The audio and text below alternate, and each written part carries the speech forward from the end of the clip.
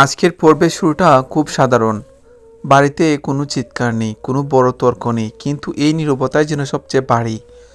লাজু সকালে উঠে নিজের কাজগুলো চুপচাপ করে, কারোর সঙ্গে বাড়তি কথা বলে না। চোখে মুখে ক্লান্তি নেই, আছে একটা স্থিরতা, যেটা বয় দড়িয়ে দেওয়ার মতো। অনুভব সাক্ষ্য করে, লাজু আগের মতো প্রশ্ন করে না। সে জানতে চাইছে না কোথায় যাচ্ছে, কখন ফিরবে। এই পরিবর্তনটাই অনুভবকে সবচেয়ে বেশি অস্বস্তিতে ফেলছে, কারণ সে বুঝতে পারছে লাজু চুপ করে যাওয়াটা অভিমান নয়, এটা সিদ্ধান্তের আগে থাকা নীরবতা। বড়তা দূর থেকে সব দেখছে। সে নিজেও আজ খুব একটা কথা বলছে না।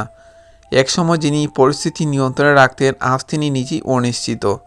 বর্ণতা বুঝতে পারছে বিষয়টা আর তার কথার থামবে না। সম্পর্কটা এখন অনুভব আর লাজুর মাঝে আটকে আছে।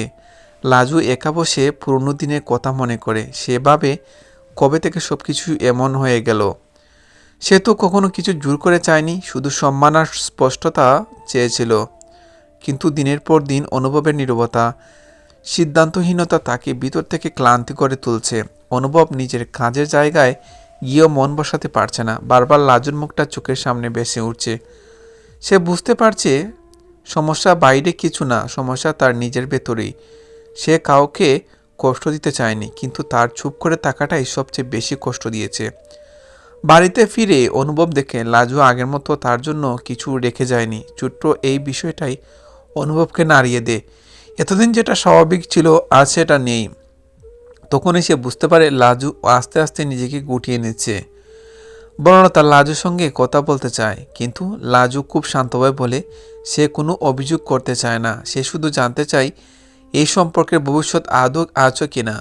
বনলতা কোনো পরিষ্কার উত্তর দিতে পারে না। এই নীরবতায় লাজুকে সবকিছু বুঝিয়ে দেয়।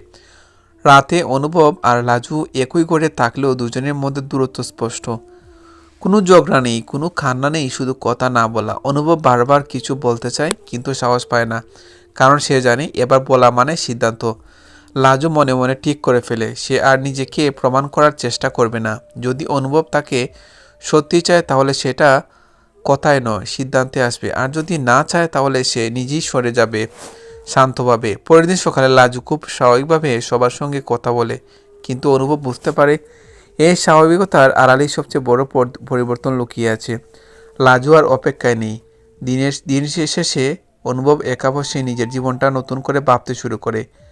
মা, দায়িত্ব, সংসার সবকিছুর মাঝখানে সে কোথায় দাঁড়িয়ে আছে সেটা প্রথমবারের মতো স্পষ্ট হয়। সে বুঝতে পারে আর সময় নষ্ট করার সুযোগ নেই। শেষ দৃশ্য, লাজু জানালার পাশে দাঁড়িয়ে থাকে।